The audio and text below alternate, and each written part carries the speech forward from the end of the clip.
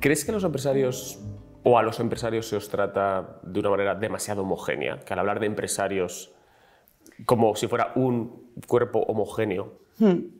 Yo creo que en realidad se habla poquísimo de los empresarios como tal, ¿no? O sea, se habla poquísimo de la estructura empresarial en España, de quién la forma, de si es dinámica, de si es... Se habla verdaderamente muy poco y claro, cuando se habla, pues en general tenemos ejemplos de empresarios buenísimos en este país que lo han hecho todo. O se habla de estos por el lado bueno o si no, muchas veces efectivamente se tiene una imagen caricaturizada o estereotipada de lo que son los empresarios, que yo creo que es un error. ¿A qué se debe que los políticos traten tanto de deciros a los empresarios cómo tenéis que hacer las cosas, sobre todo después de haber hecho beneficio? Es decir, parece que hay menos consejos cuando a alguien le va mal, ¿no? O sea, yo creo que hay un debate que es legítimo, que es el de cuánto tiene que pagar cada persona, cuánto tiene que contribuir cada persona a la sociedad en función de su renta, ¿no? De sus ingresos. Yo creo que ese debate está muy bien y es legítimo.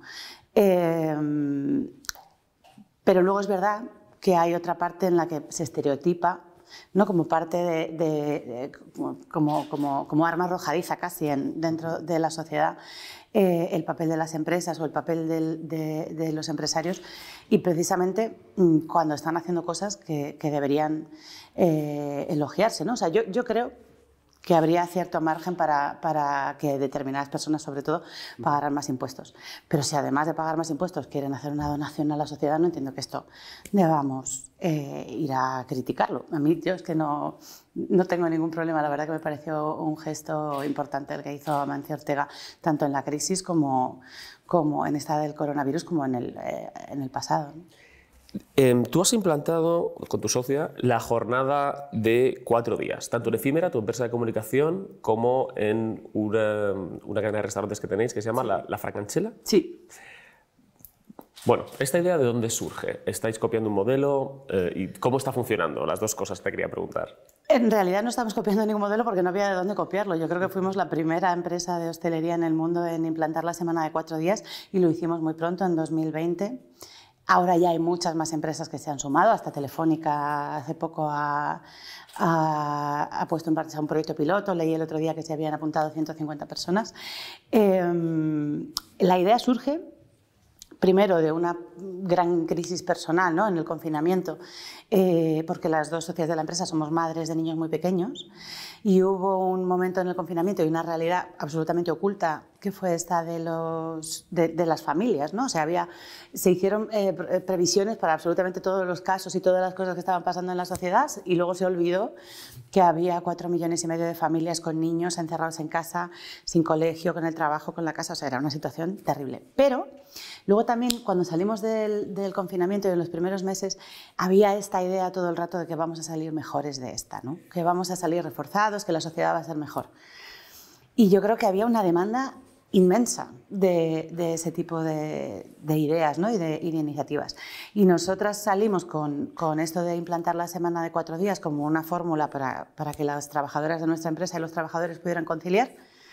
Y de pronto fue un boom tremendo. Empezaron a llamarnos los medios de comunicación, empezamos a hacer entrevistas desde luego todos los medios nacionales, pero muchísimos medios internacionales. Pusimos en marcha una bola de nieve, yo creo que ha llegado muy lejos. Y eso no se explica solo porque lo hiciéramos nosotras, sino porque hay esa demanda de transformaciones radicales de la vida, ¿no? Desde que nos hemos dado un poco cuenta de que el mundo no iba a ser tan pacífico como preveíamos. Y hay, vamos, una demanda tremenda de este tipo de iniciativas y de ideas. O sea, es una idea que es capaz de capturar un montón de cosas. Primero, las ganas de la gente de cambiar su vida, ¿no? O sea, tú le dices a la gente no vas a trabajar los viernes, inmediatamente se imaginan de lo que están hablando. O sea, se ven a sí mismos en eso, ¿no? Luego tiene una parte muy importante de lucha contra el cambio climático. Todos los estudios dicen que si reducimos el número de días que trabajamos, vamos a reducir también los trayectos a la oficina, el tráfico, todas estas cosas. Y luego tiene otra clave muy importante que es la del consumo, que es que hace mucho tiempo que una inmensa parte del consumo, y en España en particular, lo dinamiza el tiempo libre y el tiempo de ocio y las posibilidades de la gente de hacer cosas más allá de su trabajo. ¿Cómo se está funcionando lo de la jornada de 4 horas? ¿Cómo han reaccionado vuestros trabajadores? ¿Qué efectos ha tenido en la productividad? Cuéntanos un poco, como persona que está dentro. Dentro de esto. Y tan dentro. A nosotros la verdad que nos ha ido muy bien. Nosotras implementamos la medida, me preguntabas antes por qué esa medida y no otra, porque en mitad de la pandemia necesitábamos transformar la empresa, teníamos mucha gente trabajando. Es muy difícil hacer una transformación cultural de una empresa, todas las empresas se encuentran con ese mismo problema y lo que intentamos fue decir con qué medidas somos capaces de aunar, digamos, la voluntad de todo el mundo, de trabajadores de empresa y también de los clientes, que también se sumaron un poco a la iniciativa. Y conseguimos efectivamente transformar un negocio de hostelería muy clásico, ¿no? Que te atendían como cualquier otro sitio, a uno con mucha más tecnología. Conseguimos que los trabajadores no se opusieran a esta introducción de la tecnología, que es una cosa que suele pasar con razón, porque lo perciben como una amenaza, sino que los trabajadores lo percibieron como un impulso por mejorar las condiciones de todo el mundo. Hemos dado beneficios tanto en 2020 como en 2021 en la hostelería, que ha sido una cosa bastante notable. Y la verdad que es que no nos podemos quejar, o sea, ha sido verdaderamente la mejor decisión que hemos tomado porque nos ha permitido transformar la empresa, obtener buenos resultados y al final ser una empresa más ágil, más moderna, más resiliente, más capaz, con menos miedo también al cambio, ¿no? Y estamos muy, muy, muy contentas. La idea de la jornada de 4 días la ha defendido en el Parlamento Más País. ¿Tú crees que esto debería ser algo, digamos, impuesto por la administración pública o crees que deben ser las propias empresas quienes lleven ese proceso adelante? Yo creo que sería un error que lo impusiera la administración pública. Por esto mismo, ¿no? De que se trata de que sean las empresas las que lo utilicen como palanca de innovación, como palanca de transformación. La administración, además que no lo va a hacer, no están desde luego ahí, pero la administración yo creo que tiene que hacer el papel de acompañar a esas empresas que no son capaces de innovar por sí mismas, ¿no? O sea, la empresa familiar de varias generaciones, las pequeñísimas empresas, todos los que no tienen la capacidad de producir esta transformación cultural por sus propios medios, deberían tener estos alicientes y estos incentivos de la administración. Pero para todos los demás, deberían ser las propias empresas las que lideren este camino absolutamente, vamos. Y además son dos modelos contrapuestos casi para llegar al mismo sitio. Pero fíjate que es que si hay dos maneras de mirar la reducción de la semana laboral a 4 días.